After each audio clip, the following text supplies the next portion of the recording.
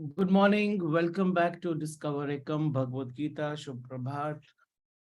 And today, आज जिस बात की हम चर्चा करने वाले हैं, आज जिस बात का डिस्कशन हम करने वाले हैं, वो इस भगवत गीता के चैप्टर्स का एक बहुत ही अहम बिंदु है।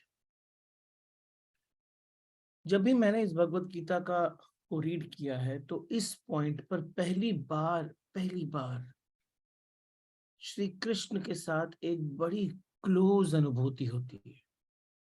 वर्स नंबर 22, 23 और 24 में, चैप्टर नंबर 3, श्री कृष्ण पहली बार मैं यानी कि अपना उदाहरण देना शुरू करते। स्वयं का उदाहरण जब कोई भी देता है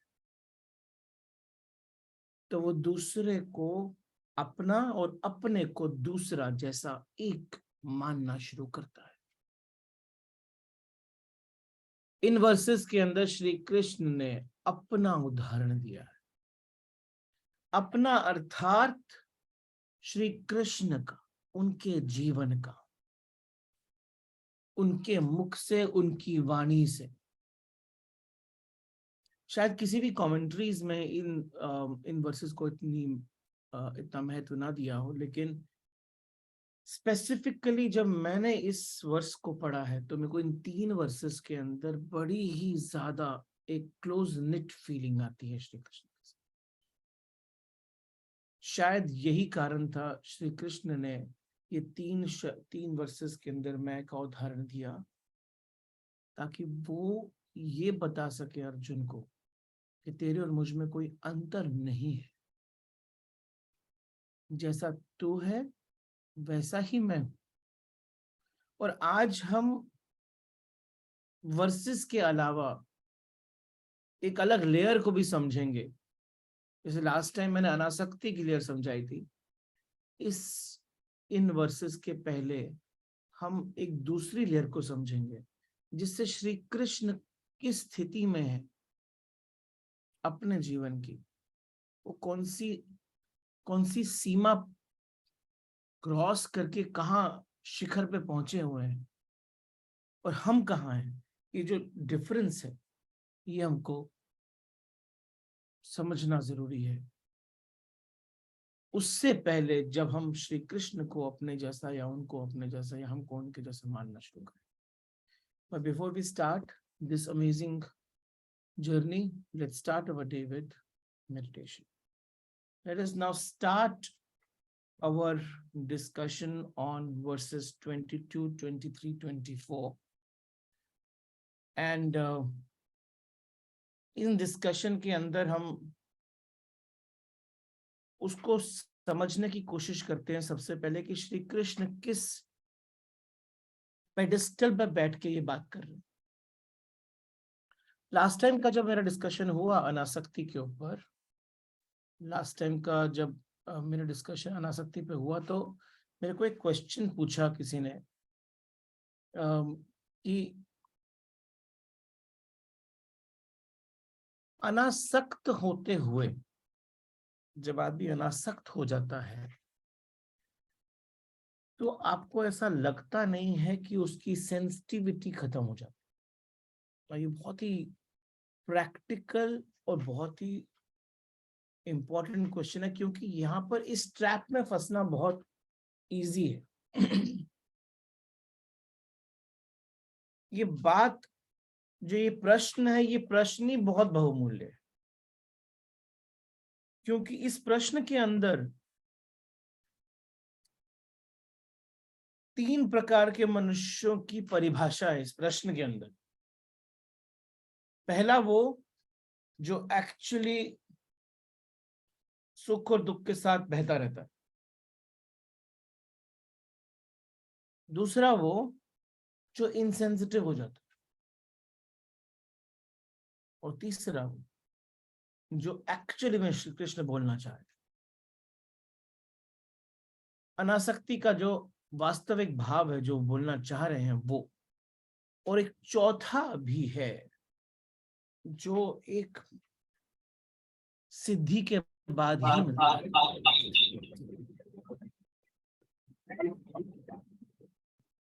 जस्ट अ सेकेंड, ये क्या हुआ? एक चौथा भी है जो सिद्धि के बाद भी मिलता है। तो अभी अगर हमें इसे समझना है कि श्री कृष्ण वास्तविकता में अनासक्ति का बात क्या कर रहे हैं, तो उसको समझने के लिए पहले इस प्रश्न को समझना पड़ेगा। कृष्ण का ये कहना है कि सुख और दुख में आप अनुद्विग्न हो जाओ। अनुद्विग्न, यह है चौथी स्थिति, अनासक्ति के बाद की स्थिति। लेकिन इस स्थिति को समझना ही पड़ेगा, तभी यह प्रश्न समझ में आएगा कि इनसेंसिटिविटी का क्या अर्थ होता है। यदि सुख में कोई सुखी ना हो और दुख में कोई दुखी ना हो,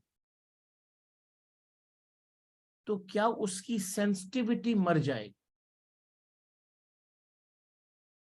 सुख में कोई सुखी ना हो और दुख में कोई दुखी ना हो, तो क्या उसकी सेंसिटिविटी मर जाएगी? अब ध्यान से देखा जाए तो दो ही तरीके हैं कि हम सुख और दुख में अनुद्विग्न हो जाए। अनुद्विग्न का मतलब होता है लिटरली कि आप दोनों के साथ एक हो जाते। कुछ शब्दों के इंग्लिश मीनिंग ही नहीं है, मैं इंग्लिश मीनिंग बोलूंगा तो वो इनडिफरेंट शायद वर्ड होगा, लेकिन इंडिफरेंस है नहीं। आप बहुत ज्यादा उसमें पूर्ण हो चुके हो, वो है अनुद्विग्न।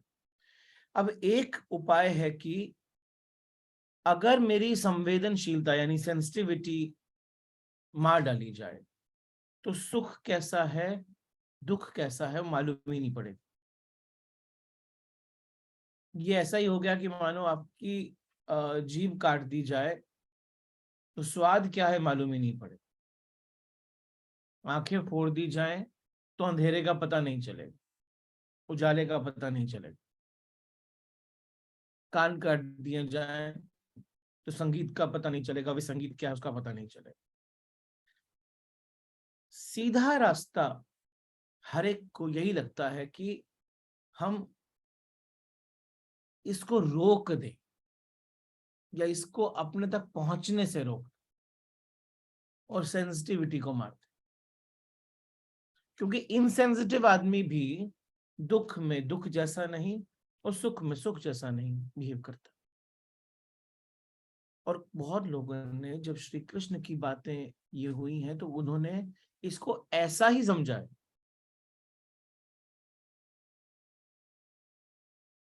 जब विरक्ति की बात हुई थी, विरक्ति करने का यही रास्ता था कि सेंसिटिविटी को मार दो। लेकिन श्री कृष्ण का सूत्र जो है ना, वो बहुत गंभीर है, वो कुछ और ही है। वो कहते हैं सुख दुख में अनुद्विग्न।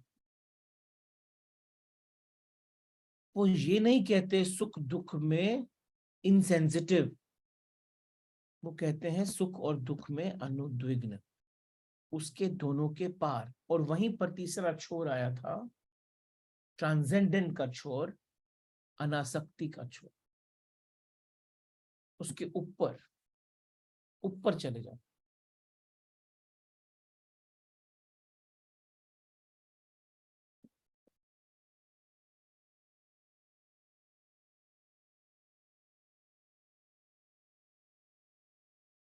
श्री कृष्ण का मतलब है अनुद्विग्नता का, उसका मतलब सिर्फ इतना है कि जो भी व्यक्ति सुख को पूरा पूरा अनुभव कर लेता है, इतना पूरा कि उसके पार कुछ नहीं रह जाता, वो व्यक्ति अनुद्विग्न हो सकता है। इसको ना मैं आपको डायग्राम से समझाता हूँ, थोड़ा सा डिटेल में समझ में आए, ताकि आप कौन सी कैटेगरी में हैं आपको दिख जाएगा।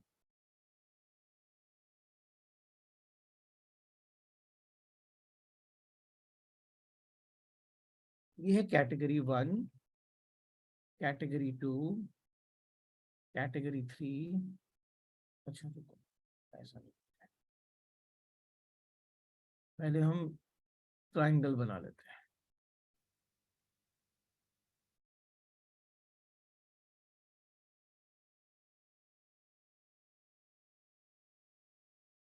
कैटेगरी 1,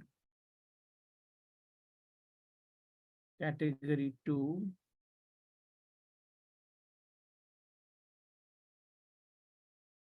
कैटेगरी 3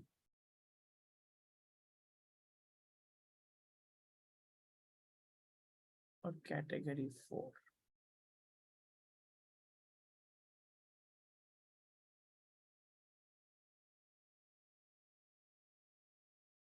कैटेगरी 1 में ये 3 छोर दिखते नहीं है, तो इसको हम बोल सकते हैं आसक्ति छोर, विरक्ति छोर और ये अनासक्ति छोर।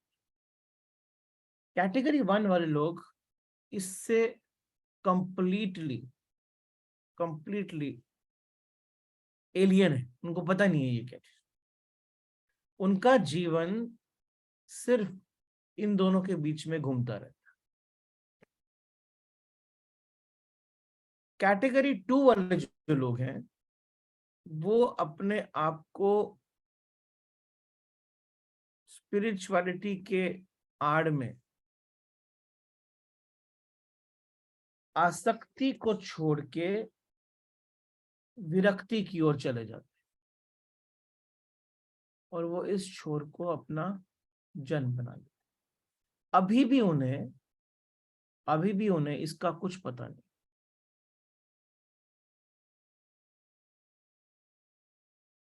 ये है यूजुअली हम जैसे लोग इधर उधर इधर उधर इधर उधर, ये हैं वो लोग जो कि यहाँ बैठ जाते हैं।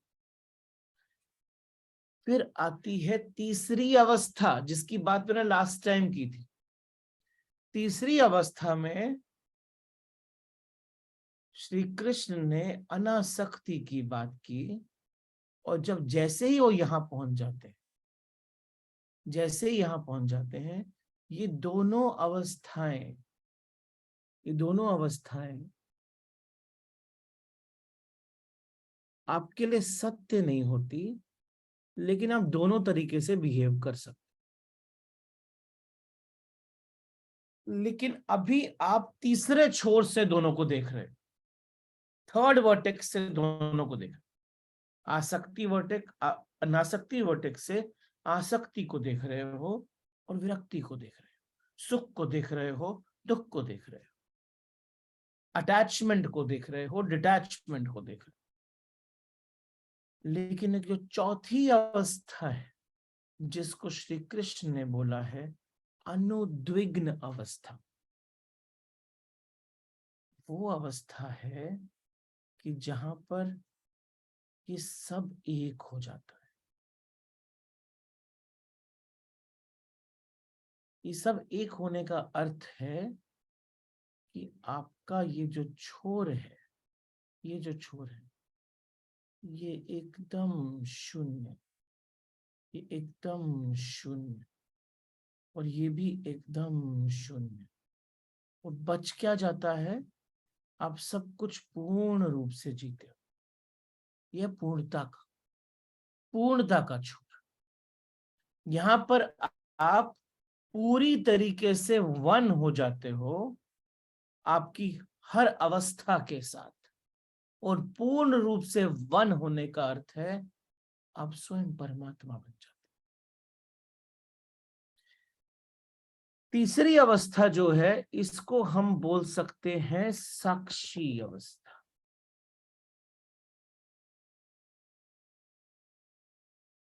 साक्षी की जो स्थिति है वो अद्वैत की स्थिति नहीं, साक्षी की स्थिति द्वैत की स्थिति। हमने पूरे के पूरे संसार को दो पार्ट में डिवाइड कर दिया। हमने बोला सब्जेक्ट और ऑब्जेक्ट, हमने दो पार्ट में डिवाइड कर दिया। और सब्जेक्ट, ऑब्जेक्ट, सब कुछ ऑब्जेक्ट।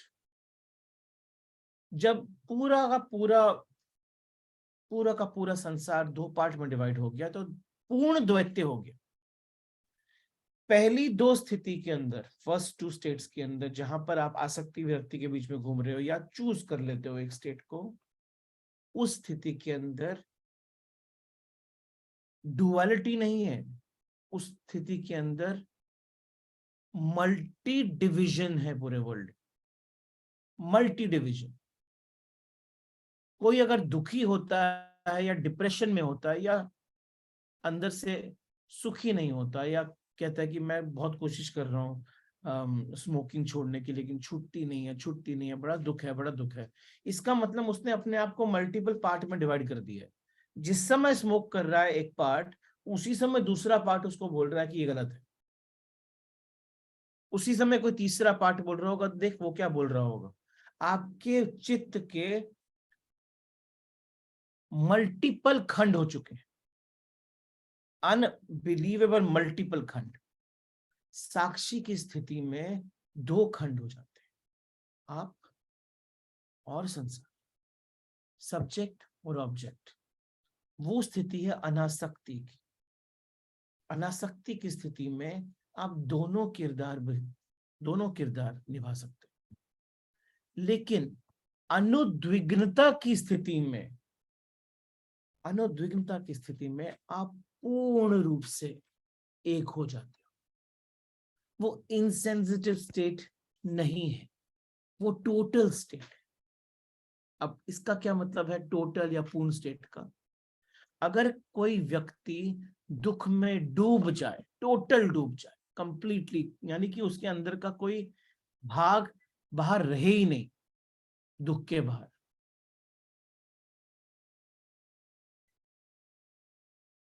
तो दुख को अनुभव करने का भाग तो रहा ही नहीं। तो जो श्री कृष्ण कह रहे हैं वो असंवेदनशीलता, इनसेंसिटिविटी का अंत नहीं है। एक्चुअली में जो श्री कृष्ण कह रहे हैं वो सेंसिटिविटी की एब्सोल्यूट पूर्णता है। अगर हम पूरे संवेदनशील हो जाएं कि मेरे पे दुख पूर्ण रूप से चढ़ जाए, अब मुझे पता ही नहीं चलेगा कि दुख आया, क्योंकि दुख से अलग खड़े होकर मैं सोच नहीं सकता। मैं मैं दुखी बन चुका हूं। किसी ऑब्जेक्ट को ही नदी में डुबाया जा सकता है, नदी को नदी में नहीं डुबाया जा सकता। अगर आप जल ही बन जाओ तो आप नदी में डल के डूबते थोड़ी, अब तो नदी बन जाते। ये स्थिति वो है जहां पर ना आर है ना पार है, सिर्फ एकम का भाव है, सिर्फ एकम का भाव है। हम यूजुअली अपने जीवन को ना सब चीजों को तोड़ तोड़ के देखते हैं, और ये नहीं है कि हम पूर्ण रूप से दो ही पार्ट में तोड़ते हैं, हम अनेकों भागों में तोड़ देते हैं।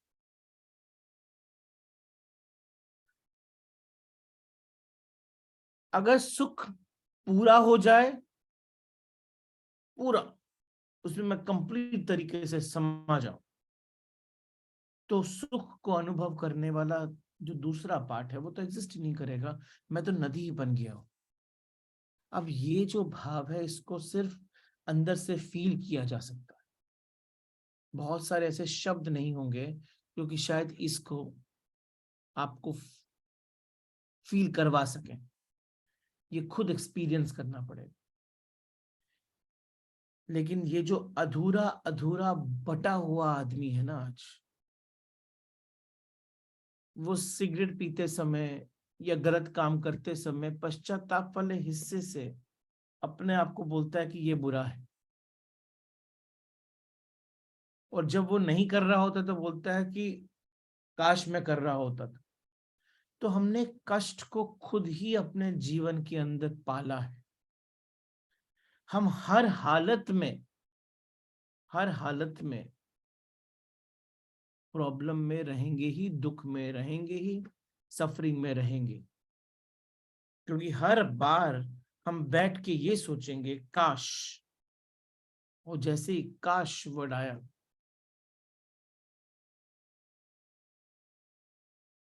इफ ओनली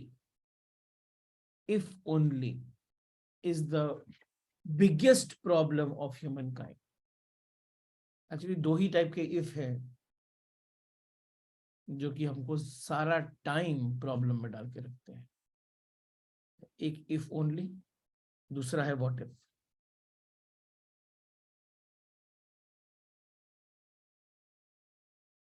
इफ ओनली मतलब अगर ऐसा होता तो, व्हाट इफ अगर ऐसा हो गया होता तो। यानी कि हमने अपने जीवन को इन दो चीजों के बीच में बांट दिया है, तोड़ दिया है। हम कभी भी सुखी नहीं हो पाए। सुखी वही हो सकता है जो हर स्थिति में पूर्ण होता है।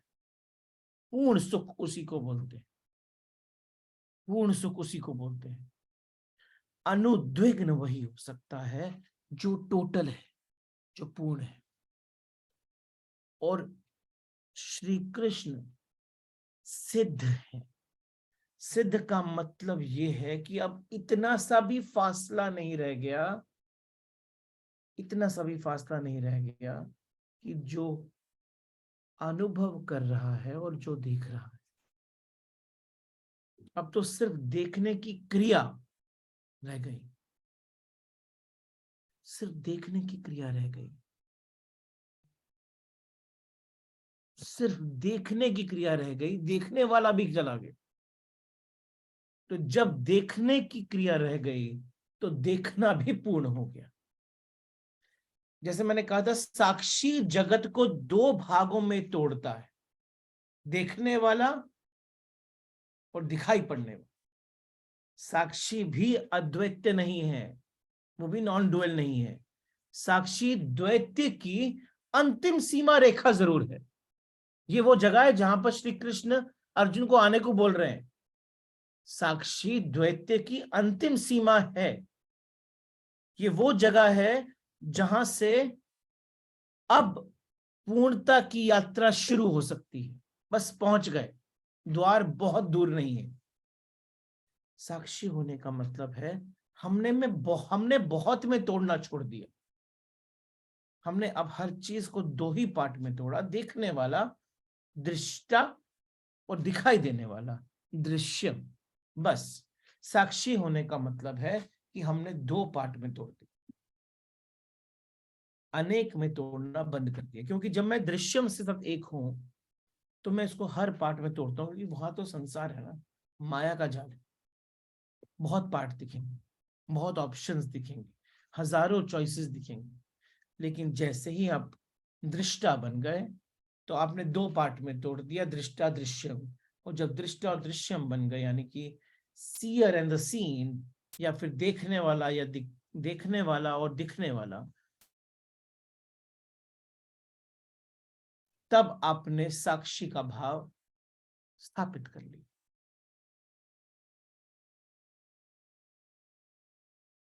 कृष्ण साक्षी नहीं है। अब यहीं से शुरुआत होती है यात्रा की, समझने की। जब कृष्ण बोलते हैं कि मैं कृष्ण साक्षी नहीं। यह अनुभूति ना प्रेम में भी होती। जब जब प्रेम के कुछ गहरे क्षण होते हैं ना, उसमें प्रेमी और प्रेम पात्र नहीं रह जाता, बस प्रेम ही रह जाता है। यानी कि ऑब्जेक्ट एंड सब्जेक्ट नहीं रह जाता, सिर्फ प्रेम रह जाता। सब्जेक्ट ऑब्जेक्ट मिट जाता है, सिर्फ कॉन्शियसनेस रह जाती।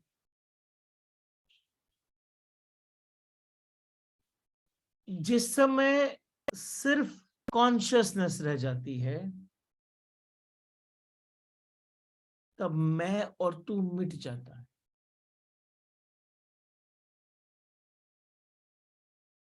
जिस दिन ये स्थिति पूर्णता को उपलब्ध हो जाती है,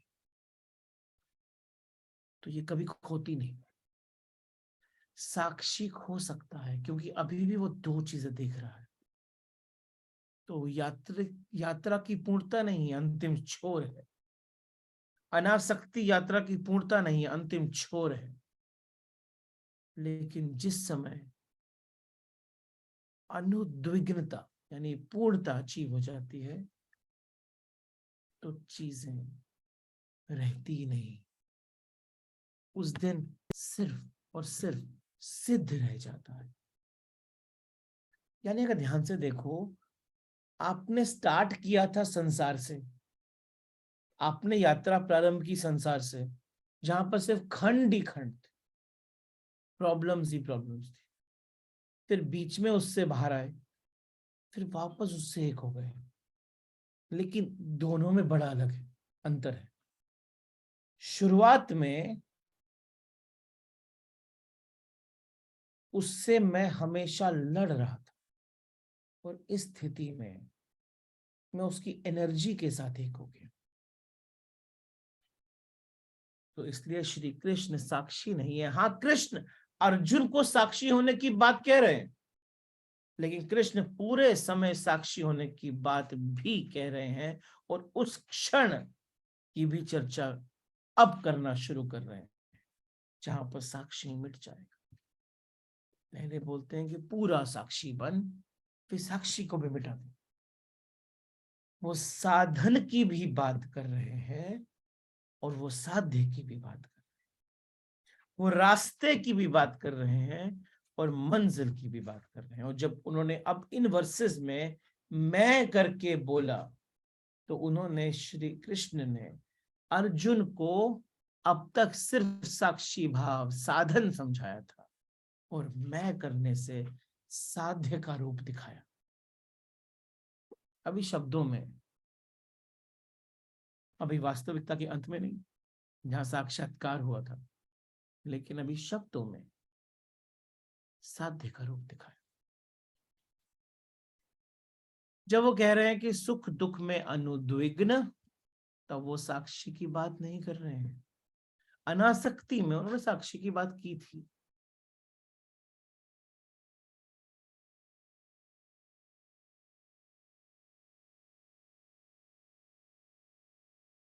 भागने की बात नहीं कर। अब यहां पर अनुद्विग्नता और जागना सिमिलर हो गया है। सिमिलर हो गया है। वो कह रहे हैं टोटल इन्वॉल्वमेंट में आ जाओ, साक्षी की तरह दूर खड़े हुए मत देखो।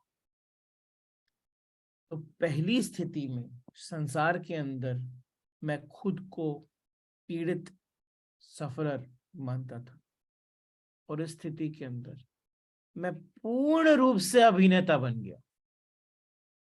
पूर्ण रूप से अभिनेता। एक हो जाओ कंप्लीटली। तो हमारे जो चित्त है ना, हमारा जो भीतर का चित्त है, उसके अंदर अगर हमने झांक के देखा, तो हमें खंडों के अलावा कुछ नहीं मिलेगा। चित्त जब अखंड हो जाता है, अखंड, तो साक्षी बन जाता।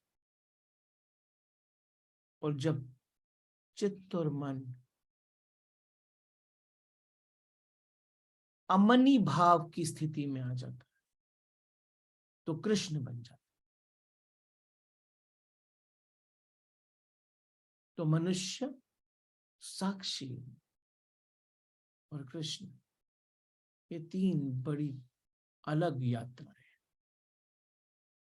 मनुष्य की यात्रा हम सब जी रहे हैं, साक्षी की भी एक यात्रा रहेगी। लगेगा कि हो गया, पहुंच गया, लेकिन अभी भी पूर्ण नहीं हुआ। पूर्णता की यात्रा तो तभी आएगी जब आप इतने कन्विक्शन से वन हो पाओगे कि सिर्फ कॉन्शियसनेस कॉन्शियसनेस कॉन्शियसनेस ही हर तरफ दिखेगी।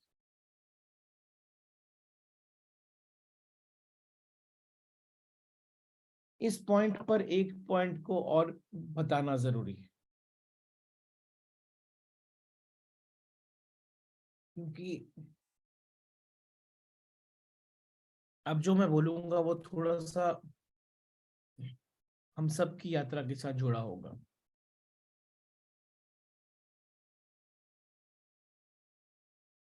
एक स्थित प्रज्ञ और भक्त में क्या भेद होता है? स्थित प्रज्ञ यानी सिद्ध का अर्थ हो गया कि भक्त जो भगवान हो। भक्त का अर्थ है जो भगवान होने की यात्रा पर। भक्त रास्ते में है, स्थित प्रज्ञ पहुंच गया है।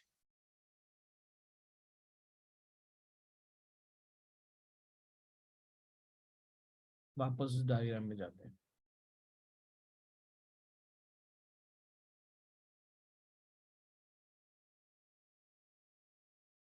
इन तीन स्थिति में ये जो स्थिति है ना, वास्तविकता में भक्त की स्थिति यही, पूर्ण भक्त यही बनता है। इसके पहले भक्ति का प्रैक्टिस हो सकता है, इन दोनों के अंदर भक्ति की प्रैक्टिस हो सकती है। कभी ना कभी कोई ना कोई भक्ति की यात्रा तो होगी, तो यहीं से शुरू, लेकिन पूर्ण भक्त यहीं जन्म। और जिस समय ये भक्त इसको देख लेता है, तो वही भक्त फिर स्थित प्रज्ञ हो जाता है।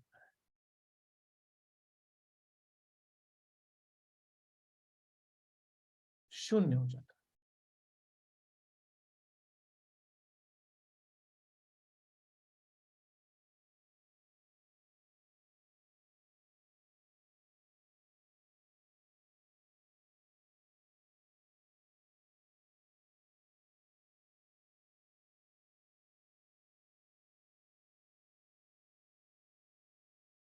तो भक्त की शून्यता पूर्णता पर डिपेंड करती है। जितना शून्य उतना ही पूर्ण। तो भक्त की शून्यता से ही उसकी जीवन की पूर्णता होती है, और वो स्टेट है जहां पर एक्चुअली में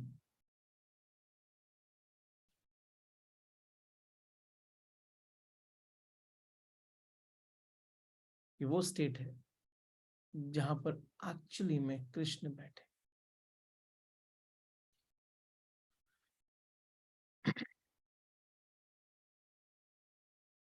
क्या भक्त स्थित प्रज्ञ से दिखता है? आंसर है दिखेगा ही, क्योंकि भक्त की जो आखिरी मंजिल है उसका भक्त होना मिट जाने की है। और जब वो भगवान हो जाता है, तब उसके अंदर से जब मैं निकलता है ना, मैं, तो वो ईश्वर उससे बोल रहे हैं, उसके थ्रू बोल रहे हैं, परमात्मा उसके थ्रू बोल रहे हैं।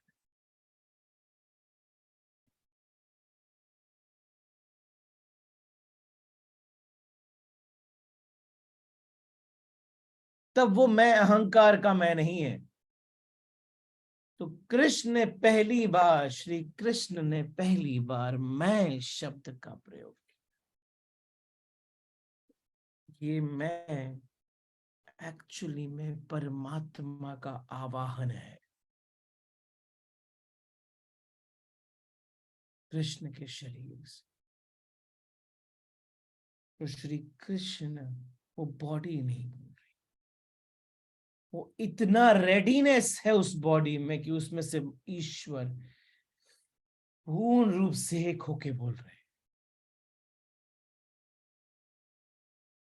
पूर्ण रूप से एक होके बोल रहे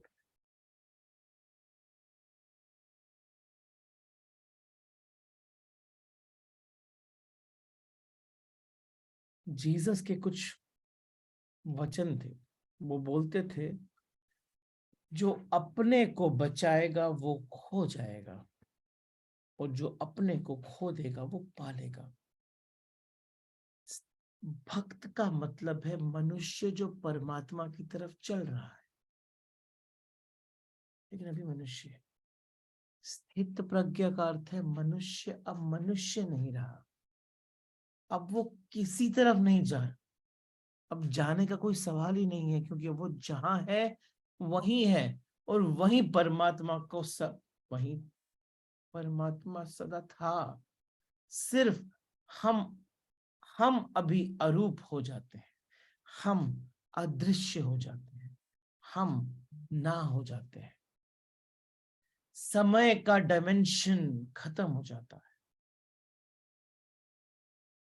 समय का डायमेंशन खत्म हो जाता है। जीसस की ये जो शब्द है, जो अपने को खो देता है वो पा लेता है। स्थित प्रज्ञ ने अपने को खो दिया है, इसीलिए उसने पा लिया। भक्त अभी पाने की यात्रा पे है और खुद है। अनुभव उसे धीरे धीरे मिटाए, धीरे धीरे। कबीर का एक बड़ा सुंदर सा वचन है, खोजते खोजते फिर मैं ही खो गया, और कोई उपाय था नहीं। खोजने निकले थे किसी को, आखिर में पाया कि खोज ने खुद को ही छीन लिया। हेरत हेरत हे सखी, रहा कबीरा हिराए, बूंद समानी समुद्र में, सोकत हेरी जाए। हेरत हेरत हे सखी, खोजने निकले थे सखी को, लेकिन आखिर ऐसा हुआ कि वो तो मिला नहीं, खुद ही खो गए। लेकिन जिस दिन खुद को खो दिया, उस दिन खोज पूरी हो जाती है। वो दिन, वो दिन, उस दिन मिलना वास्तविकता में हो जाता है। हेरत हेरत हे सखी, रहा कबीरा हेराए, बूंद समानी समुद्र में, सोकत हेरी जाए।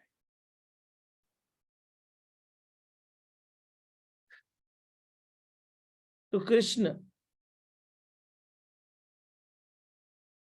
की प्रेजेंस में ईश्वर की प्रेजेंस है, आपकी एब्सेंस में कृष्ण की प्रेजेंस है। और जिस दिन आप एब्सेंट हो गए, उस दिन परमात्मा प्रेजेंट हो जाएंगे।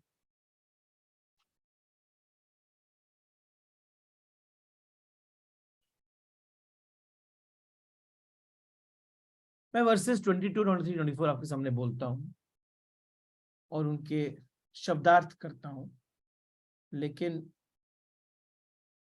इस कॉन्सेप्ट में जो मैंने अभी आपको बताया है, उस किरदार को पहले अपने मन में रखना। तब जो मैं है ना, मैं इन वर्सेस के अंदर, वो मैं आपके चित्त को छेड़ेगा नहीं। नहीं तो क्या बोलेगा, कृष्ण तो मैं बोल सकते हैं।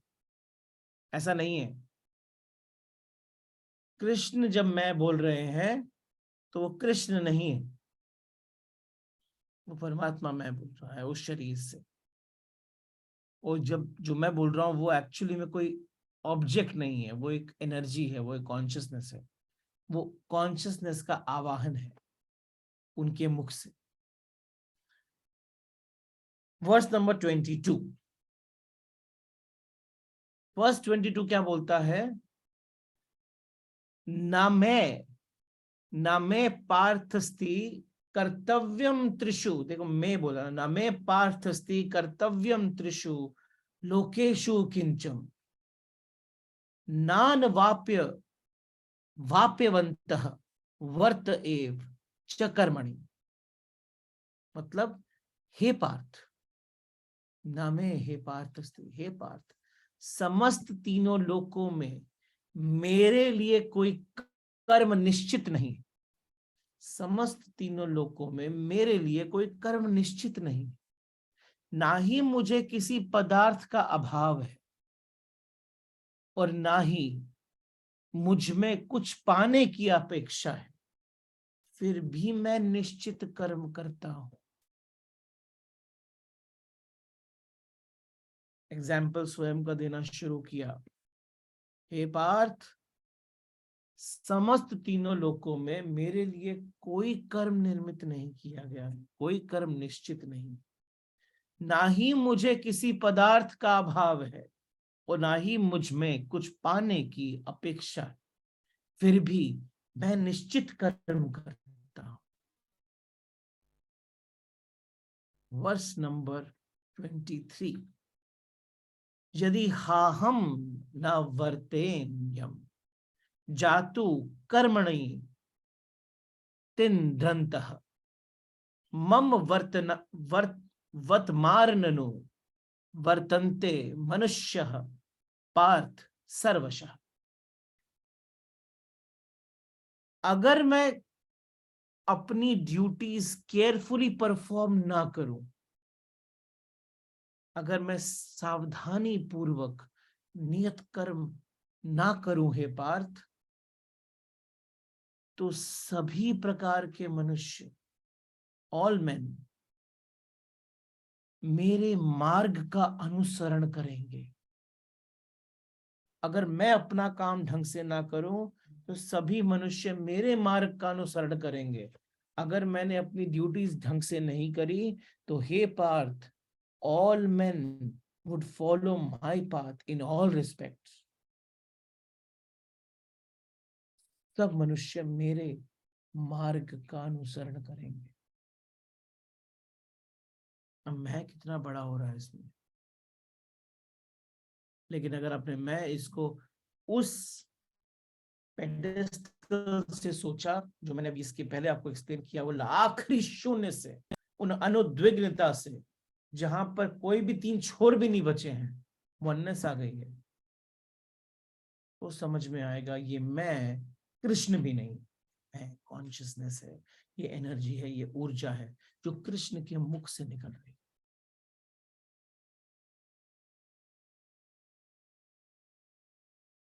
श्री कृष्ण एक ऐसी मूर्ति है, उनको तभी विष्णु का पूर्ण अवतार कहा गया था। वो पूर्ण है,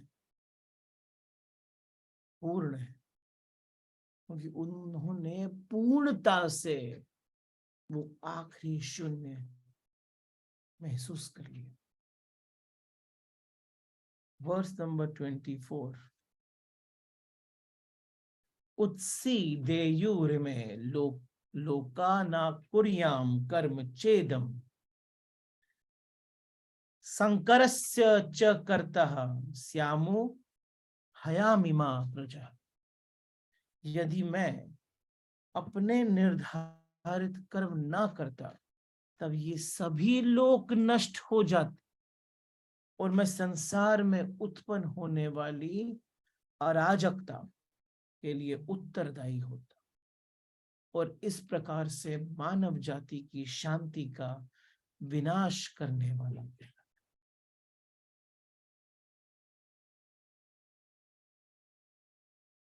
इन 3 वर्सेस में श्री कृष्ण ने अपनी ड्यूटीज को प्रेजेंट कर बोला कि अगर मैं ये सब कुछ ना, मेरे को तो किसी चीज की जरूरत ही नहीं, तो ही मैं कर्म कर रहा हूं। क्यों? एक कर्म है जो मैं अपने लिए कर रहा हूं, मनुष्य, लेकिन उससे बड़ा कर्म है वो जो दूसरे के लिए।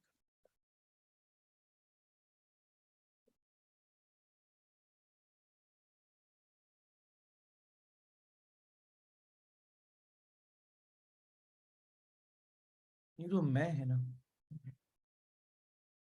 इस मैं के अंदर कृष्ण ने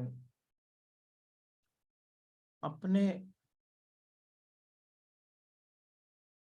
होने को, अपने होने को प्रतीक बना दिया है मानव जाति का, जो है भी आज तक कितने वर्ष गुजर गए, उनके कर्म आज तक, चाहे वो बचपन के हों, चाहे वो बाल अवस्था के हों, युवावस्था के हों, वृद्धावस्था के हों, उनके सब कर्म हमको आज तक प्रेरित करते हैं, आज तक। वो कई वर्षों तक करते ही रहेंगे, रुकेंगे थोड़ी, कई वर्षों तक करते रहेंगे।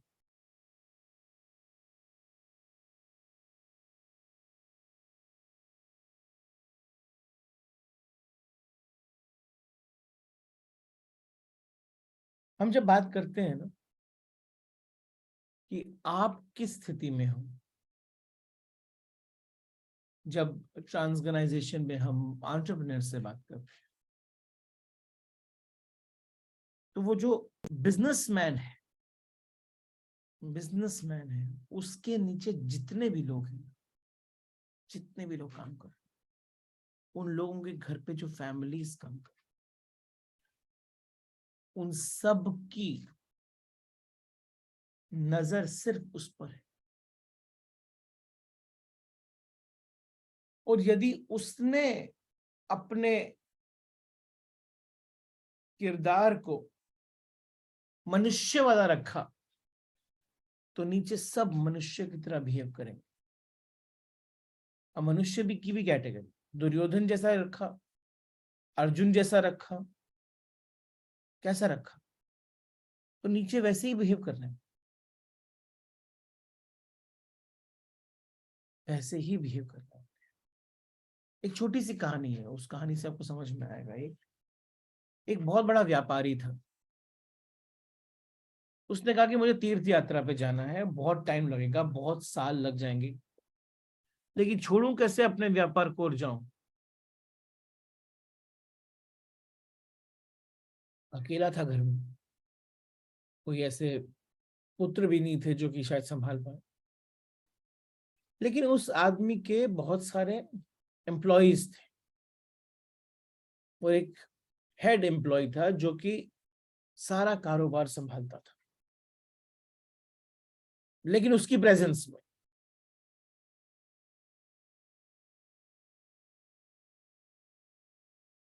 अभी उस पे भरोसा था, लेकिन तब भी छोड़ नहीं पा रहा था। कोई चीज उसको मन में छू रही थी, गड़बड़ हो रही थी। तो क्या करता, अनेक बार वो पीछे के कमरे में बैठा हुआ इसकी बातचीत कस्टमर्स के साथ सुनता रहता था। वो एम्प्लॉय अक्सर बोलता कि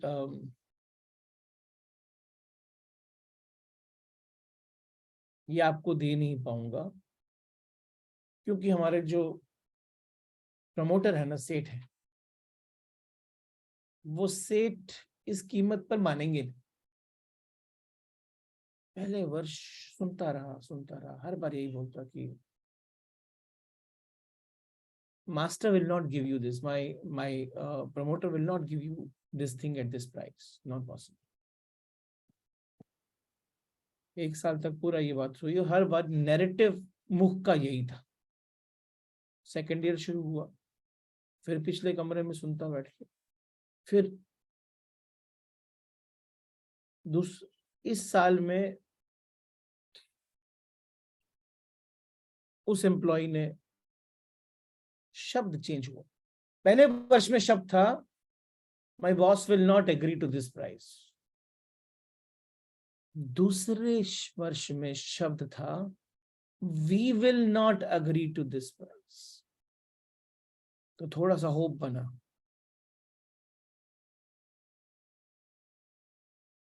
we will not agree to this price, थोड़ा सा होप बना। सोचा कि अभी ठीक समय आने वाला है लगता है।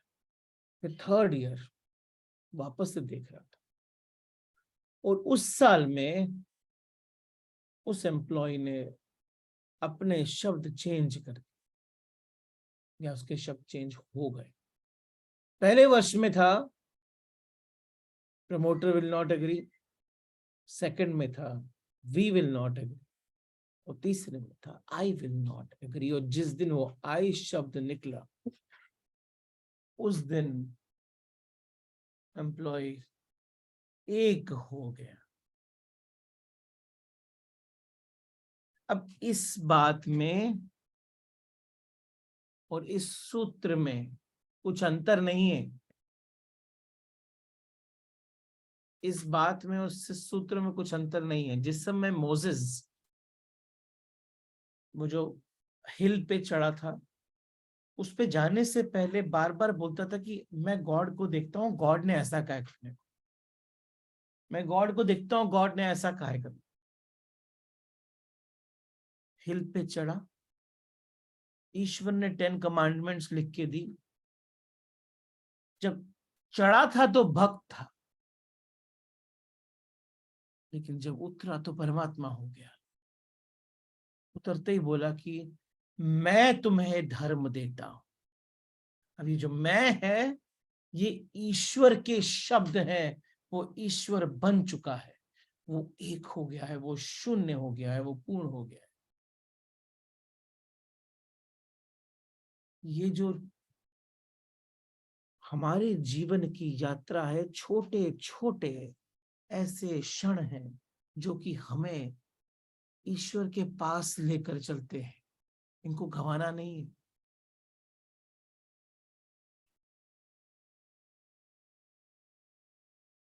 गंवाना नहीं। कई बार ऐसा होता है, कई बार ये संडे सुबह होता है और मेरे को कई बार मन में आता है कि आज नहीं करते, लेकिन वो जो प्रैक्टिस है ना, कि नहीं अभी पूर्ण तो हुए नहीं, साक्षी की भी यात्रा चल रही है, तो साक्षी भाव से तो देखो ना चीजों को। यहाँ खराबी है, यहाँ अच्छा है, यहाँ सुख है, यहाँ दुख है, लेकिन तुम इससे अलग हो। द्वैत में तो देखो संसार को। तो जैसे यहाँ खराब है, यहाँ अच्छा है, वैसे ही 9 से 11 भगवत गीता का भी सेशन। हर कर्म मेरा अभिनय है, कर। तो जो श्री कृष्ण के लिए, जो एक सिद्ध के लिए नेचुरल है, वो एक साधक के लिए प्रैक्टिस बन जाती। तो जब कृष्ण ऐसा कहते हैं कि मुझे मुझे अब मुझे अब कुछ ऐसा नहीं है जो पाने योग्य हो, क्योंकि मैंने सब पा लिया है। अब कुछ भी ऐसा नहीं है जो मेरे लिए, मेरे करने योग्य है, क्योंकि ये सब जा चुका है। जो पाना था वो पा लिया है, जो करना था वो कर लिया है। अब कर्म मेरे लिए कर्तव्य नहीं है, कर्म मेरे लिए कर्तव्य नहीं है। तो यहाँ कृष्ण नहीं बोल रहे हैं, परमात्मा ही बोल रहा है। वो एनर्जी बोल रही है, वो कॉन्शियसनेस बोल रही है। और इतने साहस से सिर्फ वही बोल सकता है जो परमात्मा के साथ बिल्कुल एक हो गया, जो परमात्मा के साथ बिल्कुल एक हो गया।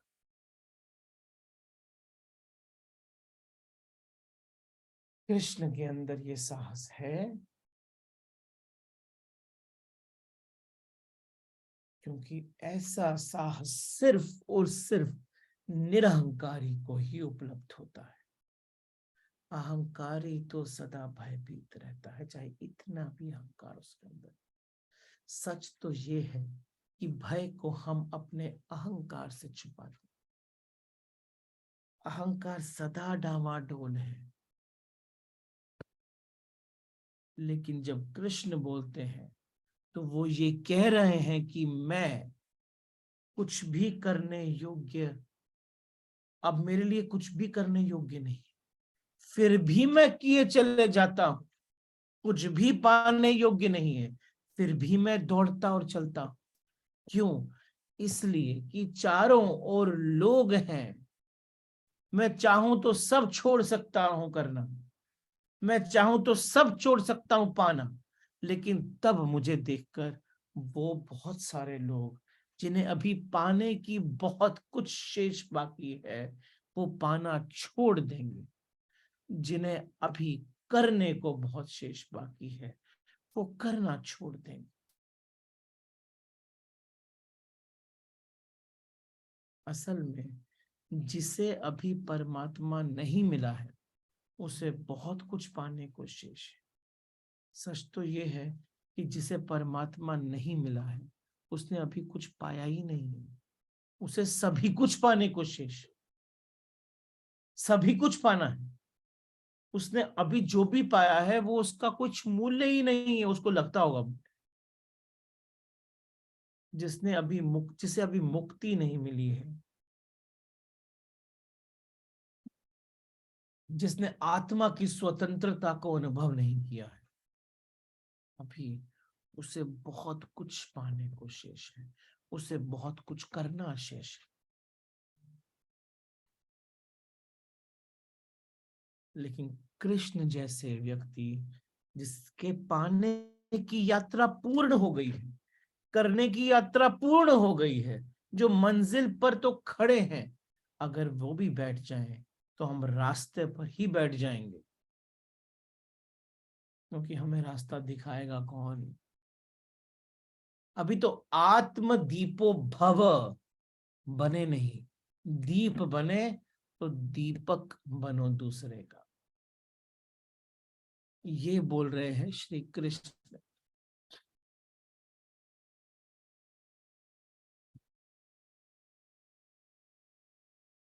Retirement from this birth is not possible. तभी वो जो वर्ण की परिभाषा थी ना, बड़ी सुंदर थी। वो जो आश्रमों की परिभाषा थी वो बड़ी सुंदर थी।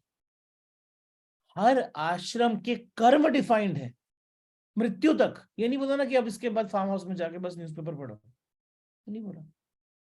पहले आश्रम का कर्म सीख, दूसरे आश्रम का कर्म कर, तीसरे आश्रम का कर्म सिखा, करके, करते हुए सिखा, और चौथे आश्रम का कर्म पहले आश्रम वालों को सिखाओ।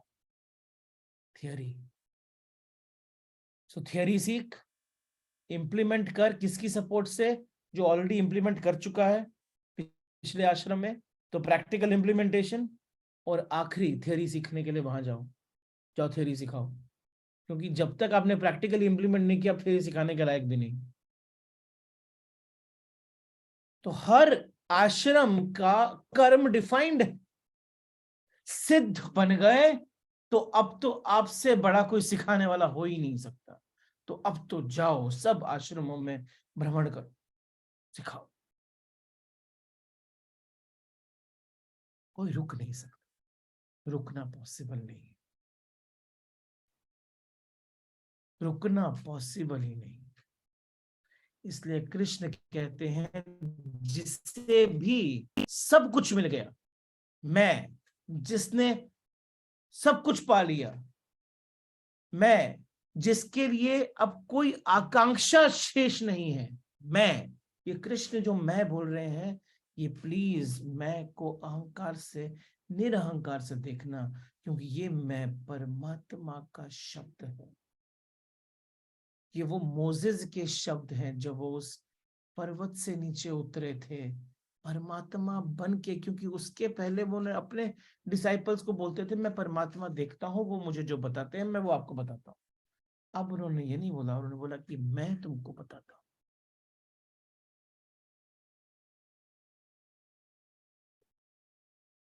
इसलिए कृष्ण ये कहते हैं कि मैं, जिसे कि सब कुछ मिल गया, मैं, जिसने कि सब कुछ पा लिया, मैं, जिसके लिए अब कोई आकांक्षा शेष नहीं है, मैं, जिसके लिए अभी कोई भविष्य नहीं है। क्यों भविष्य नहीं है? क्यों? क्योंकि भविष्य तो निर्मित होता है आकांक्षाओं के फैब्रिक से,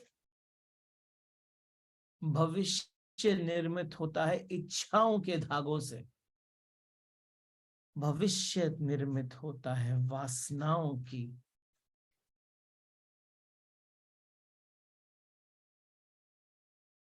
वासनाएं भविष्य को निर्मित कर, कल हम निर्माण करते हैं, इसलिए कि आज बहुत कुछ है जो पाने को शेष रह गया है। लेकिन कृष्ण जब बोलते हैं कि मैं, जिसके लिए कोई भविष्य नहीं है, क्यों? क्योंकि सब कुछ पा लिया है। सब कुछ अभी है, यही है, रुक जाना चाहिए।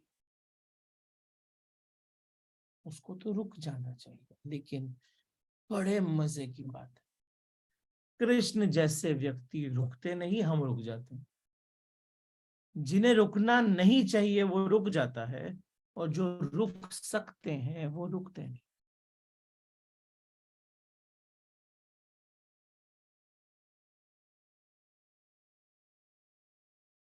हम ना समझ रुकने वालों के लिए, ठहर जाने वालों के लिए, कर्म को त्याग देने वाले लोगों के लिए, पड़ाव को मंजिल समझने वालों के लिए कृष्ण जैसे व्यक्ति की आवश्यकता पड़ती ही है। क्योंकि ऐसे व्यक्ति को तो करुणा से ही चलते रहना पड़ेगा, नहीं तो कुछ 24 घंटे गुस्सा है, इनके अंदर कुछ सब्सटेंस नहीं है। क्या बात कर रहा हूँ मैं, किससे बात कर रहा हूँ, तो समझता ही नहीं कुछ भी। कृष्ण जैसे व्यक्ति को तो करुणा से ही समय भरना पड़ेगा, चलते रहना पड़ेगा। इसलिए कृष्ण कह रहे हैं, अर्जुन तू रुकेगा, तू ठहरेगा तो डेंजरस है। दो कारणों, एक तो खुद अर्जुन के लिए डेंजरस है। क्यों? क्योंकि अर्जुन भी वहां पहुंचा नहीं है ना अभी। अगर वो रुक गया या भाग गया तो इस यात्रा से भाग गया, उल्टा डायरेक्शन पहुंचना था, अनासक्ति के छोर पे भाग गया, तो वहीं घूम रहा है। वो पहले दो ट्रायंगल्स के बीच में घूम रहा है। क्योंकि जिस क्षमता में वो है, अर्जुन अभी वहां पहुंचा नहीं है, उसके अंदर पोटेंशियल है। अभी श्रम अपेक्षित है, अभी संकल्प की जरूरत है, अभी साधना आवश्यक है, अभी कदम उठाने हैं, सीढ़ियां चढ़नी है, अभी मंदिर आया नहीं है और प्रतिमा दूर है। अर्जुन के लिए भी रुक जाना खतरनाक है। अर्जुन के लिए भी, अर्जुन को देखकर लेकिन पीछे चलने वाले बहुत सारे लोग भी रुक जाएंगे। तुमको देख के लोग चल रहे हैं, तुम रुक गए तो वो भी रुक जाएंगे। जब अर्जुन जैसा व्यक्ति रुकता है तो बहुत लाखों लोग रुक। कृष्ण की सारी सक्रियता करुणा है। कृष्ण की सारी सक्रियता, उनका कर्म भी कुछ बचा ही नहीं है, सिर्फ करुणा ही बची है। करुणा उन पर जो अभी अपनी मंजिल तक नहीं पहुंचे, उनके लिए कृष्ण दौड़ते रहेंगे और उनमें गति आती रहेगी। उनको दौड़ना ही पड़ेगा, उनके लिए कृष्ण खोजते रहेंगे। इसको जिसे उन्होंने ऑलरेडी पा लिया है, लेकिन दूसरे को बताना पड़ेगा, देख मैं भी ढूंढ रहा हूं तेरे साथ। कई बार कृष्ण उनके साथ गलती भी करते रहेंगे, तो बोलेंगे देख गलत हो गया ना, ऐसा नहीं करना चाहिए था। क्योंकि उनको पता है कुछ चीजें शब्द सिखा नहीं सकते, गलती ही सिखा सकते। उनके साथ कृष्ण इस समय सिर्फ अपने आसपास दीप जलाने में लगे। अवतार का अर्थ क्या होता है? अवतार हम उस व्यक्ति को कहते हैं जिसे पाने को अभी कुछ शेष बचा नहीं, जिस फिर भी पाने वालों के बीच में खड़ा है। अवतार हम उस व्यक्ति को कहते हैं जिसे जानने को कुछ शेष बचा नहीं, फिर भी जानने वालों के बीच पाठशाला में बैठ के पढ़ाई कर रहा है। अवतार सिखा नहीं रहा है, पढ़ाई कर रहा है। अवतार हम उस व्यक्ति को कहते हैं जिसके लिए जिंदगी में अब, जीवन में अब लेने योग्य कुछ बचा नहीं, फिर भी जीवन के घनेपन में खड़ा है। अवतार उस व्यक्ति को कहते हैं जिसे सब पता है, लेकिन तब भी दूसरे की एडवाइस लेके उसके साथ में गलती करके और पूरा का पूरा हंसते हुए जीवन की हर परिभाषा को देख लेता है। अवतार का कुल अर्थ इतना ही है कि जो पहुंच चुका है फिर भी रास्ते पर है, जो सिद्ध है फिर भी साधक बना है, जो परमात्मा हो चुका है फिर भी भक्त की एक्टिंग कर रहा है।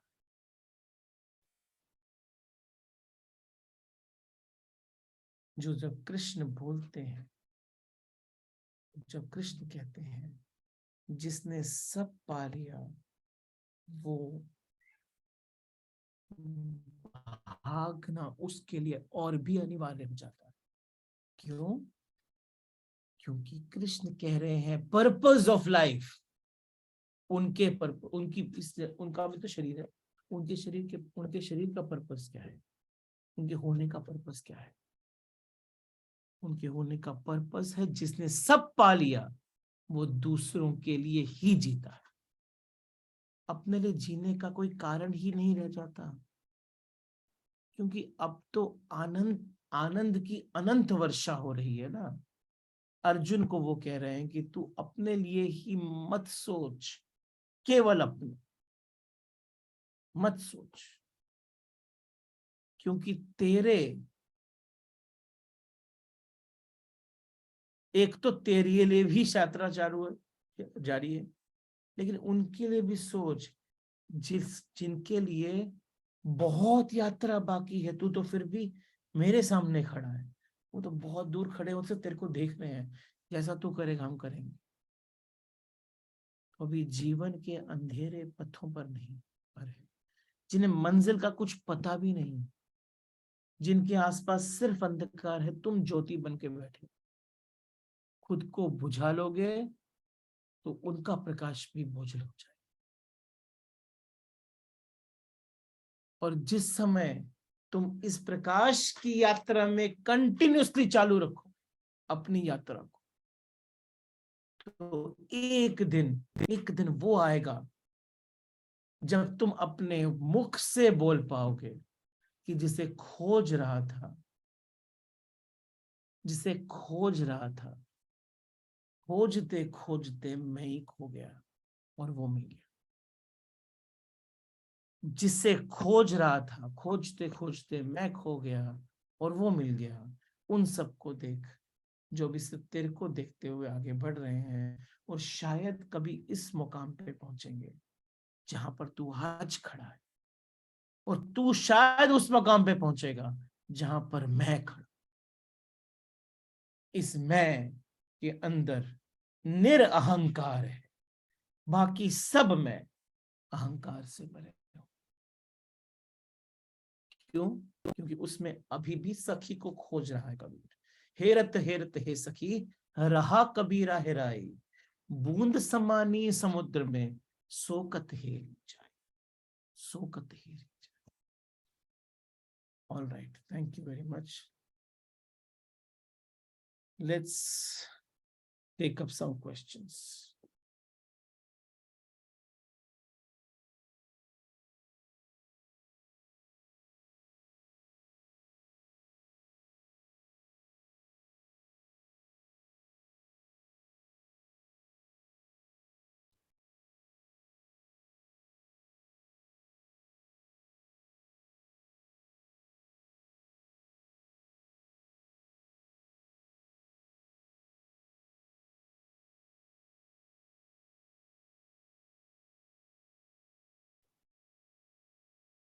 Rohit, first of all thanks a ton. My God, आप क्या पढ़ा रहे हो। सेकेंडली, ये सारे आज जो भी आपने बोला ना, they were all Krishna's words coming from you. I mean, seriously, strong था।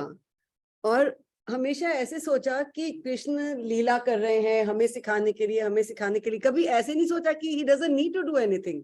जो आज इसमें सोचा, I mean, जो इसमें उन्होंने कहा, हमेशा ऐसे लगता था भगवान लीला करते हैं जैसे मर्यादा पुरुषोत्तम राम या कृष्ण की, because he is teaching us in some way or the other.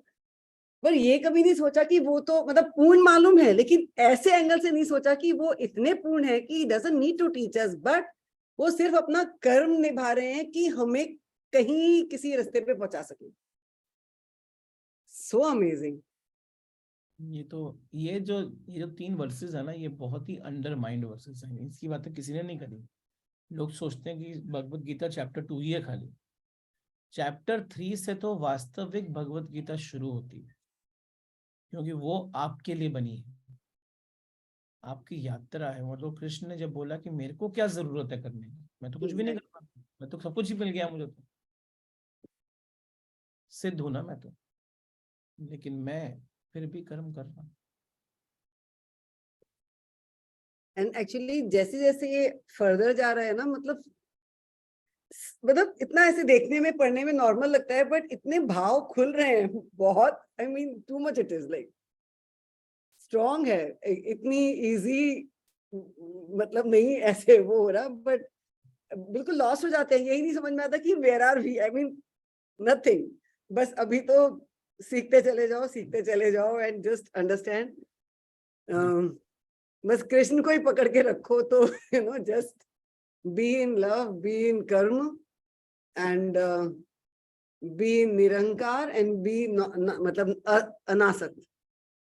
वो सब बहुत ज्यादा स्ट्रांगली पकड़ के रखना पड़ेगा, नहीं तो इधर उधर बह ना जाए कहीं। यात्रा बहुत लंबी है, बहुत लंबी है, बहुत। I mean it's, I don't say it's complicated, it's simple may be, but yes, it's not complicated, it's just to be lived.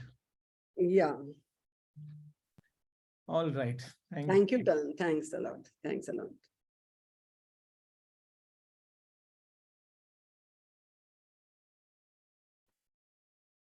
Morning, Rohit. Good. Thanks. Uh, this the you showed those diagrams in that the third triangle when you said you become the bhakt, and इन साक्षी भाव के अंदर में आप भक्त रहते हो और वो ड्युअलिटी वाला स्टेज है। तो ये ड्युअलिटी वाले स्टेज से जो स्थितप्रज्ञ वाले शून्य वाले स्टेज में जाने के लिए is it only if Krishna wishes you go there, or you have your own karma to go there? It's all karma. So nothing is It's all karma. यहाँ से यहाँ, यहाँ से यहाँ, यहाँ से यहाँ, it's all karma. और उसके बाद भी कर्म खत्म नहीं है। वापस सर्कल में। उसके बाद उसके बाद ये जानते हुए यहाँ खड़ा हो जाता है, क्योंकि अभी वही प्रकाश है ना। ओके। ये तो अंधेरे में बैठे हैं, इनको प्रकाश कौन देगा? हम्म। तो कर्म तो कभी रुकने नहीं वाले। ओके। यहाँ पर आपकी चॉइस नहीं है, यहाँ आपकी। तो ये स्थितप्रज्ञ के पोजीशन पे जाने के बाद भी वापस वो पीछे आ सकते हैं? चॉइस नहीं, पीछे नहीं आओगे आप, मतलब लेकिन आप अपनी इच्छा से आओगे। Okay okay okay. बुद्ध की एक बड़ी छोटी सी ब्यूटीफुल कहानी है कि जब बुद्ध ने निर्वाण प्राप्त कर लिया, कहानी है, स्टोरी है, खाली एक्सप्लेन करते थे। तो he was standing on the doors of मोक्ष। अंदर सब वेट कर रहे हैं कि आ जाओ भैया, आप तो भी मोक्ष के दरवाजे पहुंच गए। तो वो खड़े हो गए, वहां पे अंदर नहीं आए। तो उन्होंने एक शब्द बोला, खाली एक सेंटेंस बोला कि मैं आखिरी में एंटर करूं। अभी बहुत लोग, मैं अभी आखिरी में एंटर करूं, अभी बहुत लोग। तो ये वो सिद्ध है जो साधक बनना चाहते हैं। ओके। क्योंकि वो जानता है कि साधक बन के ही मैं बाकियों को सिद्ध बना सकता। Okay, thank you, thank you.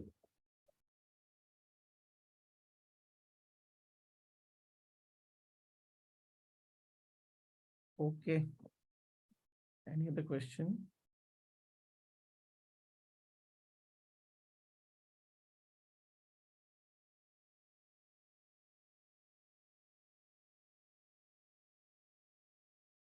Okay, there are no more questions, then we can conclude. I'm done कर लूं? 5 आ गया। मुझे पता था कि ये बोलूंगा तो निशान जरूर आएगा, इसलिए बोला हमने। प्रणाम आचार्य। प्रणाम प्रणाम। मतलब 3-4 लाइनों में ना पता नहीं क्या क्या जाले साफ हो जाते हैं। तो एक तो ना थोड़ा सा उस पर प्लीज एलैबोरेट करो कि कुछ बातें ना शब्दों से समझ में नहीं आती है, गलतियों से ही समझ में आती है। क्योंकि क्योंकि कुछ उससे ना बातें नहीं, कुछ बातें नहीं है, बहुत सारी बातें सिर्फ गलतियों से ही समझ में आती है, और ईश्वर आपके साथ बैठ के गलती करते हैं। उनको तो पता होता है कि गलती हो रही है, लेकिन वो बोलते हैं कि चल अभी इसको अभी ना गलती करने दो, साथ ही करूंगा, मैं भी करता हूँ, चल मैं भी आ जाता हूँ, I am also participating with you, क्योंकि आपसे प्यार इतना है ना, वो गलती भी आपको अलग अकेले नहीं करने देंगे। सिद्ध जानते हुए भी कई बार साधक के साथ चल पड़ता है गलती करना, और गलती होने के बाद में जब उसके रिपरकर्शन आते हैं तो फिर उसके साथ बैठ के वाई एनालिसिस करता है। Without blaming. No blame, why करुणा से भरा हुआ है, ब्लेम कैसे करेगा? कृष्ण जैसे लोग तो सिर्फ करुणा से ही भरे रहते हैं ना, 24 घंटे, 24 आवर्स। तो ब्लेम कहाँ, उसकी कोई गलती है? वो तो वही बोलेगा ये भी मेरी गलती है, तो मैंने अलाउ किया। हाँ, उसमें भी वो रिस्पॉन्सिबिलिटी खुद पे लेंगे, इतने बड़े वेल विशर है। इतने बड़े। फिर अब आपकी यात्रा है कि आप उसमें चाहो कि नहीं चाहो, क्योंकि सत्य तो वही रहने वाला है ना, सत्य तो चेंज नहीं होगा। राइट। अब आपके साथ जीवन में आपके साथ किसी ने कुछ कर दिया, फॉर एग्जाम्पल, यही होता है मेजोरिटी तो, कि वो तो खराब आदमी है। आपके रेस्टोरेंट में कितने लोग होंगे कि वो यार ये नहीं सुधर सकता, ये जो सेंटेंस आपने बोला ना, ये नहीं सुधर सकता, बोलते हो ना कितनी बार, ये नहीं सुधर सकता बोलते ही you have given away the power to make a difference. Indeed. You have given away the power to make a difference. ये नहीं सुधर सकता तो मतलब मैंने अपनी करुणा को सुखा दिया, उस मोमेंट पर सूख गई करुणा। और जिसकी करुणा सूख जाती है ना, वो तो स्वयं सूख जाता है, चाहे वो उन क्षणों के लिए ही सूख जाए। और जब उसकी करुणा सूख जाती है तो फिर उसके हाथ से एक्शन ऐसे होते हैं जो कि उसको सुख देते हैं, दूसरे को दुख देकर। वो तो फिर असुर की यात्रा शुरू हो गई ना। असुर की यात्रा आ गई ना उस मोमेंट पे, चाहे वो कुछ क्षणों के लिए हो, कुछ मोमेंट्स के लिए हो। लेकिन कई बार, कहने का पॉइंट ये, कई बार कृष्ण आपको ये करने देते हैं क्योंकि शायद शब्द नहीं समझा पा रहे। जब क्योंकि आप हो तो अच्छे ही अंदर से, उनको ये पता है, क्योंकि जब किसी के दुख से सुख मिलेगा तो आपको भी घृणा हो जाएगी अपने ऊपर कि मैंने क्या किया, ये करने की जरूरत थी क्या मुझको? और उस समय आपका एक अपलिफ्टमेंट होगा बहुत बड़ा, वो ये जानते हैं।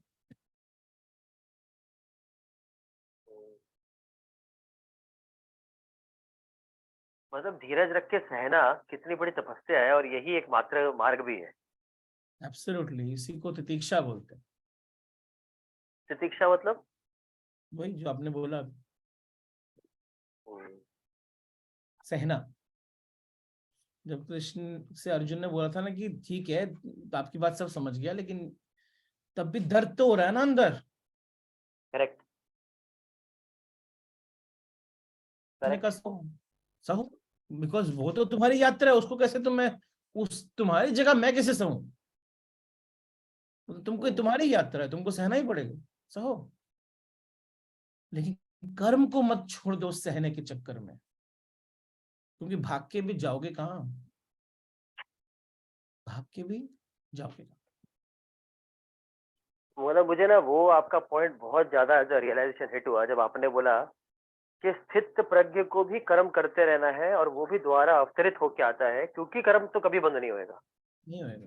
तो ये तो मतलब इससे बड़ा मोटिवेशन सेमिनार तो कोई हो ही नहीं सकता कि भाई रिलेंटलेस एफर्ट। जब कृष्ण के 3 शब्द है ना, ये तो भगवद गीता के 3 श्लोक है ना, कि मैं भी तो कर्म कर रहा हूँ, मैं तो सब कुछ, मेरे को तो सब कुछ ही मिल गया है, करेक्ट। मेरे लिए तो कोई भविष्य भी नहीं है, क्योंकि प्रेजेंट ही पूर्ण है मेरे लिए तो।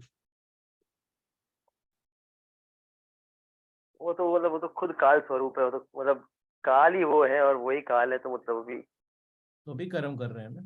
तो भी कर्म कर रहे हैं, कर्म तो कर रहे हैं, सह भी रहे हैं हमारी तरह। सह भी मतलब रहे हैं तुम्हारी तरह, हाँ। तुम्हारे साथ आंसू भी निकल रहे हैं आंखों से। इसलिए वो जो इनसेंसिटिव वाली स्टेट होती है ना, कि नहीं अब मेरे को इससे कुछ फर्क नहीं पड़ता, वो आदमी बेवकूफ ही है। सबसे फर्क पड़ता है, आंख से आंसू भी आते हैं, क्रोध भी आता है, लेकिन जल है, नदी में है, डूब नहीं सकते। My God.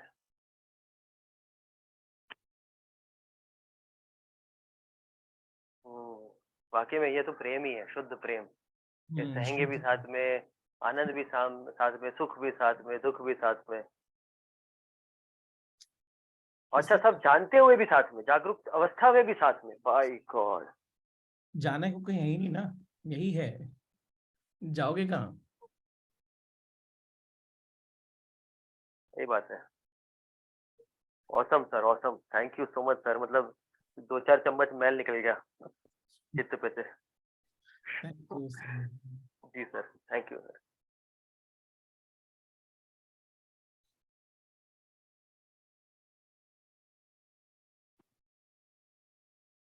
Pranam, Rohit. From 9 o'clock till now, today I do not know, maybe it is the Bangalore weather, so pleasant, absolutely breezy. I have felt so light, the mind, the body, the spirit. Can only be, I felt it because of you and nothing around. Thank you. Three things. You had said that we have ourselves either bred or assimilated or absorbed pain and sufferings in our life. So that is looking at those who think of that, I am in pain, I am in suffering. That is, if they look at it that way.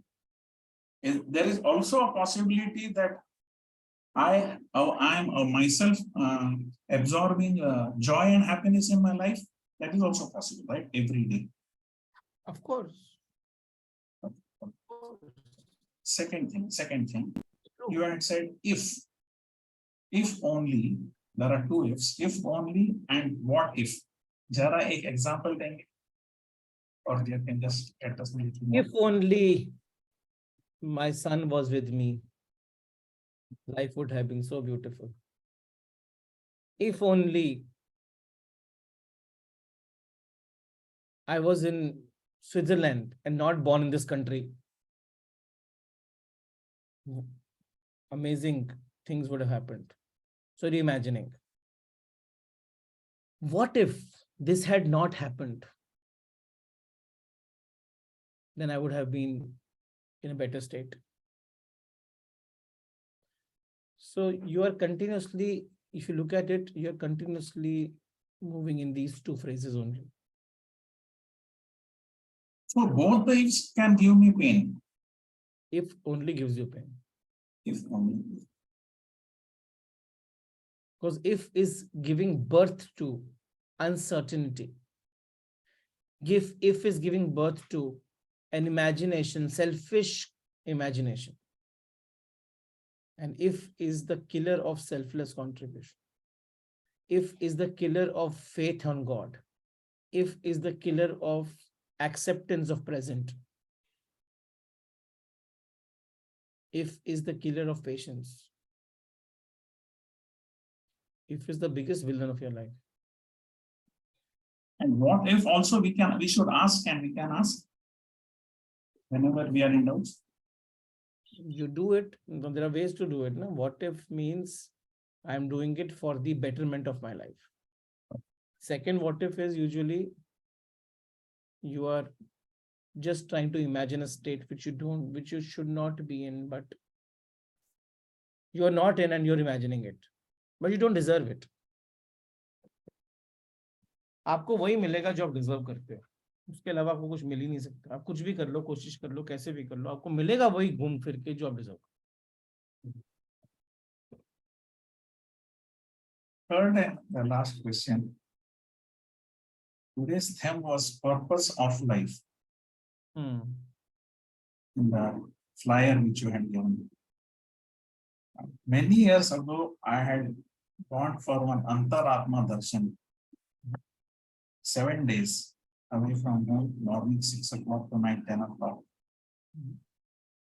It said, I will just make the very long story short. It said, I am not his physical body, I am a soul. The soul is on a long journey, and this life on earth is a mere short swallow. Now this question. We were taught the soul has a purpose of life and a purpose in life. And there was a full half a day, this thing we had to do activity to find out, write down all these things. And they first said, try to find your purpose in life. And after working for so long, for example, I felt the purpose in in life is to make the world a better place than I found it wherever I go.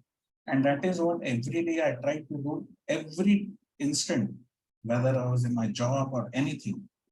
And we were told in the Viha School of Yoga that Swamiji who came and taught us, purpose in life is same for everybody. One day for the Atma to unite with the Paramatma, work towards it. That is true. So purpose in life भी है, purpose of life भी है. ये सिर्फ शब्दों का खेल है। अच्छा, हाँ. इतना कंफ्यूज मत हो उसके साथ, शब्दों में घुसना ही नहीं। हाँ. इसको बहुत Just one. सिंप्लिसिटी है बहुत। इट्स लाइक कि ultimate purpose of everybody's life is to be permanently happy. So today's theme was basically simply saying that when Krishna said कि मेरी लाइफ का पर्पस क्या है, मैं तो मेरे को तो सब कुछ मिल गया है, तो मैं क्यों कर रहा हूँ? सबके लिए कर, दूसरों को भी वो मिल जाए जो मुझे मिला।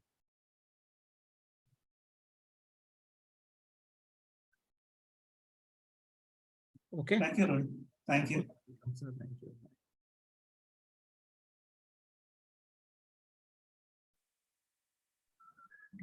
Rohit, can you hear me? Yes, I can. Okay. Rohit, if you have this asur kind of people who are taking happiness, like purposely, you will say it is your reaction to it, correct? That is what your answer will be. And you're not taking responsibility for your reaction. This is what you will say. आगे बोलो, question क्या है? Question तो ये reaction का machine आपने last week बताया था, एक्सेप्टेंस, निस्वार्थी सेवा, त्रिमूर्ति किया था आपने, है ना? आंसर तुमको पता है नरेश, अब तुम उसको मानना नहीं चाह रहे हो, बस पॉइंट ये है।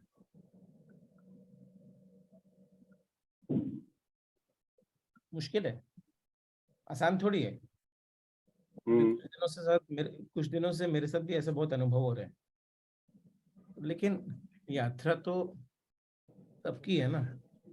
और जिस दिन मालूम पड़ता है इसका वीकनेस है तो उसको और दबा सकते हैं, because when you are exposed and then you are tried for the next level of Candy Crush game level. Exactly. Therefore, it is a journey that is you have to decide what you want to do. Nobody else can.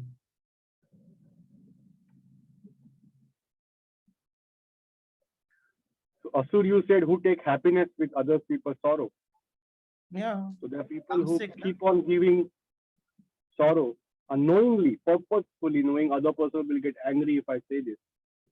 हाँ, तो very good ना। सो अब suppose imagine करो एक असुर तुम्हारी जिंदगी में है और तुम्हारे को वो दुख देने की कोशिश कर रहा है, सुन रहे हो? हाँ। कोई आपको दुख नहीं दे सकता, आप दुख लेते हो।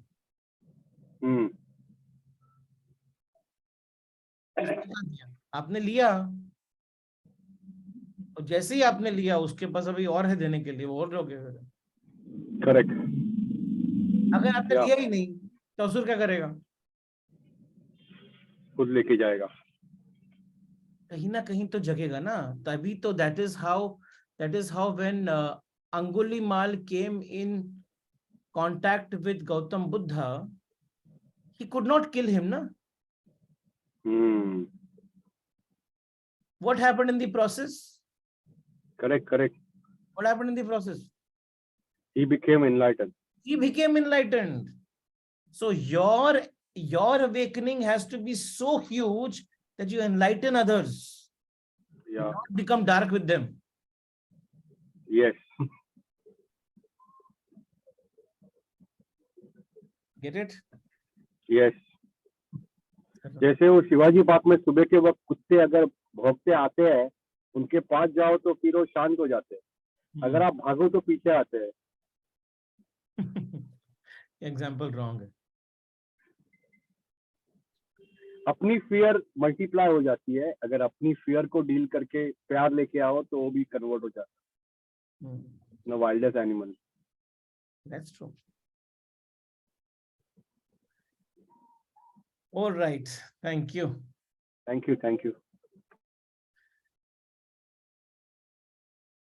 Okay. Thank you very much. I guess we had great discussion today. So let's conclude today's program with a prayer, and I will see you next time. Just go back today, close your eyes, and feel it. Whatever happened today was feeling. You have to feel it. Don't try to remember it. We'll send you the recording again. If possible, listen to it again. And it's something that you have to start feeling it, that this yatra, this journey of yours is being followed by some, and you have to follow some. Okay. All right. Thank you very much. Let's conclude the session with a prayer.